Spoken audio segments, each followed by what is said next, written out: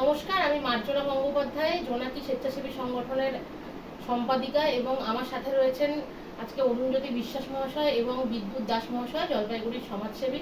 আমাদের উদ্যোগে আজ আমরা জোনাকি স্বেচ্ছাসেবী সংগঠনের পক্ষ থেকে ভাস্কর মুখার্জির স্মৃতি স্মারক সম্মাননা তুলে দিলাম মাননীয় শ্রী গণেশ ঘোষ মহাশয়ের হাতে।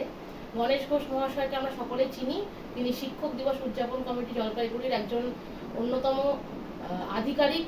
তার এই পদক্ষেপ, তার এই কাজ আরও সুগম হোক।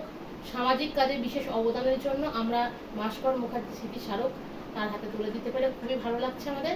আমরা তার মুখে শুনবো কিছু কথা, তার কেমন লাগছে। আনন্দের ব্যাপার, কিন্তু আমি এর যোগ্য নই। আরও অনেক যোগ্য মানুষ আছেন, তাদেরকে আমার মনে হয় আরও করলে ভালো হবে। আমি এটা সাদরে গ্রহণ করলাম।